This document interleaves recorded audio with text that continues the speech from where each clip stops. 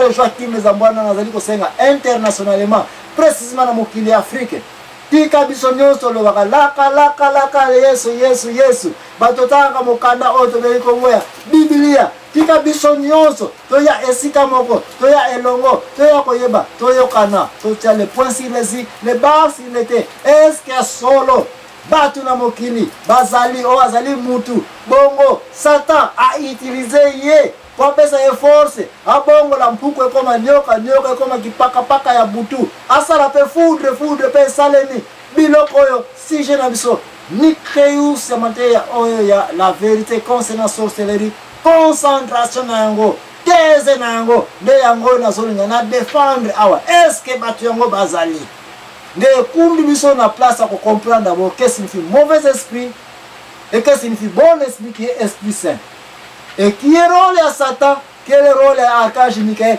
place aussi ko yango na kota pe bandeko tika to se critiquer la biso Satan rôle na ezali kaka moko na tango ba chasse ke na mabele en tant qu'un individu parce que ça qui paye moko tazali colonne des anges ba démons balobite ke ba démons ye Satan non Satan en tant qu'individu azali ye moko kaka Satan mais ba démons qui sont ces anges baza ba millions ba multitude au nombre et banité baza ebele oye la côté Archange Michael ye en tant qu'ange le premier ange aza pena ba ange na ye ba opé dirige mais ye ko Archange Michael aza pe ye moko en tant qu'individu ozana tembela likabo benga biso téléphone biso image na biso ba email na biso ngana toza ko pesa yango na YouTube ezali ko leka mutu nosa ko kine ko mona yango Archange Michael azana presque même rôle pona ko tinda ba ange na ndenge ordre za ko uta epai na Nzambe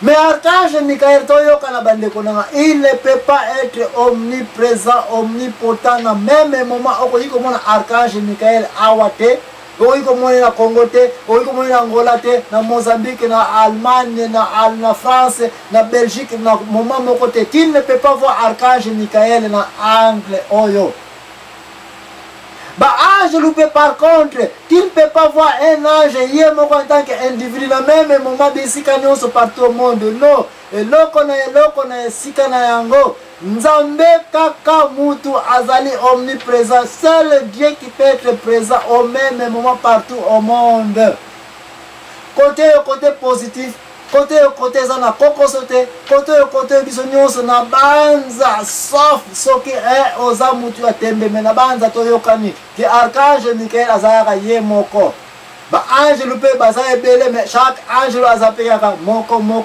angelo Gabriel azali il y a des anges bazana ba kombo na bango il y a des séraphins toya ko yoka na pe siko ke tozo nga siko koto soto yokani alors il faut tout monde appelle clair sauf ce que za muto tembe et de temps que ne peut na côté à Satan to yoka na te Satan personne kaka yemoko en tant qu'individu Lucifer une seule créature Satan ko yiko za partout au monde te qui est point na tout ça so ki Archange Michael ko yiko za partout même monde na même moment te il faut aussi les reconnaître frères na sœurs na ke yes Satan zali nani pour que nous na même moment azana France azana Congo azana Angola azana Allemagne azana Afrique du Sud na même moment non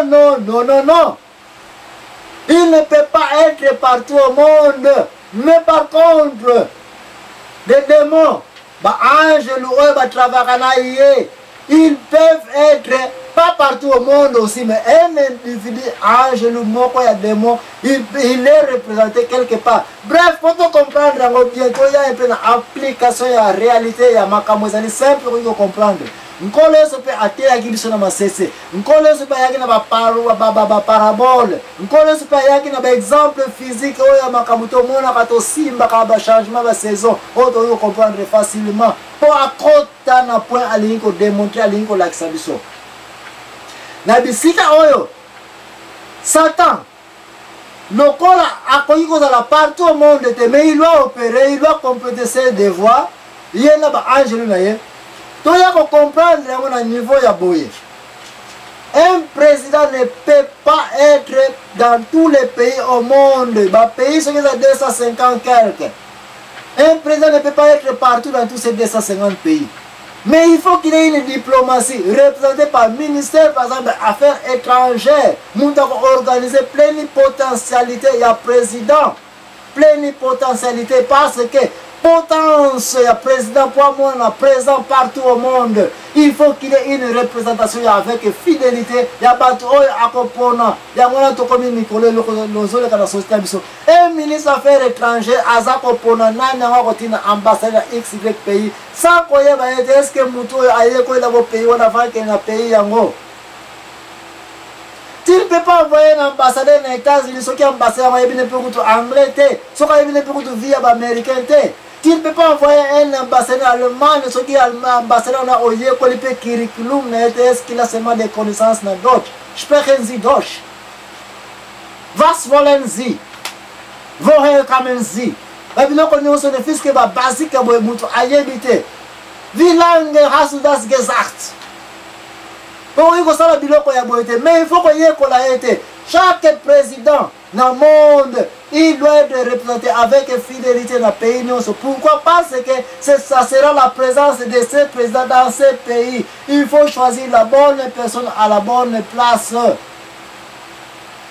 Un président attend aussi pour le ministère des Affaires étrangères pour vraiment dans la représentation du pays. Et si le président a commis partout au monde, il y a ces pays embargo. Ambassadeur pays c'est parce que ou pire ezali. Biloko comprendre c'est la même chose dans le côté Archange Michael. Archange Michael ne peut pas être partout au monde. Mais parce qu'il a la plénipotentialité à libérer Angelou. Archange Michael peut diriger tout le monde entier, à contrôler les stars, c'est parce que c'est ça son rôle. Satan fait la même chose. Satan est partout au monde. Raison Satan est partout au monde, c'est parce qu'il a des démons qui lui représentent. Oh, Nicolas, Satan, non, il y a un ambassadeur, il y a une représentante de cet esprit-là. Ok, bité, dans le monde, mini quand nous sommes tika mon kilo. Ok, je te sens la face dans Satan boyé. Tout ça, quand nous sommes en face, n'a pas mis mon mabé. Au ciel, à mon tembe. Si quand nous avons répondu ce temps, nous allons nous avoir l'impresario Joaquim Zamboana. N'a pas tenté qu'on démontre être. Mingi tolo baka Satan za kotumisanga fallait tolo baka molimo mabe qui est démon et za kotumisanga représenté bien sûr par Satan mais mutu pena ça la face de Satan to koye kwa la Bible combien de fois Satan aya pena la face à face la mutu boye combien de fois la Bible zali comme on a place Satan ayeli pena mabele et combien de fois la Bible comme on a place archange Michael en tant qu'individu ayeli pena mabele azako sala face à face na moninga na ye mutu mais poto que les mosikate tia yango na mutu nga na moi na place na Satan sali face na mutu te na mabele sinon que na kaya Job Satan uti wapi na pesa déjà ba verset biblique na évangile oh na uti ko waya na mokili so ki muza uti ko waya na mokili et que réellement aza omniprésent pourquoi comme ça comme ko waya dès que alors il devrait être partout au monde. Mais dans la réponse à Satan par Nzambe, alors bien que Nazaraki partout au monde, en tant qu'individu, Nazaraki awa akenaki awa akei awa. Wana ngana ebi diffusateur me ko waya. Yo moko en tant qu'individu okena masina olonga masina okena Luanda. Bazoko mona yo comment tu te déplaces en tant qu'individu. Satan se déplace en tant qu'individu na question ce qui par Nzambe uti wapi. Ne alobi o mona ki Job o na mona ki metike la maye na kokende pa na ye. C'est pour vous dire que awa article là ba petit na ye ba ange lu ba démon. Botike la na Job no boko akayete. Je vais faire face à lui. Place nous na za ko yebis la minote o 15 jours Satan ayaka na mabele awa ke ato azana mabele awa ke azako tumisa so sinon que ce sont ces représentants seulement les démons. Ils ont la puissance et la ruse à travers les mauvais esprits pour nous tromper. Résister au diable bien sûr à ces trucs qui n'ont pas tactique, n'ont pas démon. Moïse a kufa. Archange Michael a yepo ya kozonzoto na yake naona likolo. Et là qu'on est les bateaux barotan la Bible ba yebi ya moté na 7e ciel à Satan la ba ange lu na ba démon. Ye moko en tant qu'individu, première fois ye komona pesa ke ye yo aye abare mabele na batu na ye ba angelu na ye poete nzoto ya Moïse kwa kopase te na archange Michael nini yake wana bandeko batanga Bible tosili koyeba yango te réponse ezali pasi parce que archange Michael atokaki te akokaki te il fallait senga force supérieure nzambe nzambe ya alakela Satan pour passage emona na nzoto ya Moïse eleka mama likamona zolinga koloba awa vantoke na sujet peza ya corps même si kindoki Satan archange Michael, ce sont des individus anges en tant que personnes séparées. Bakoyi kozala partout au monde te mais bazana ba représentation na bango ya ba angelu ya Nzambe, des bons anges, les anges de Dieu. Ba angelu ya Satan, des mauvais anges, des mauvais esprits qui est ba itilaka un mauvais esprit oyo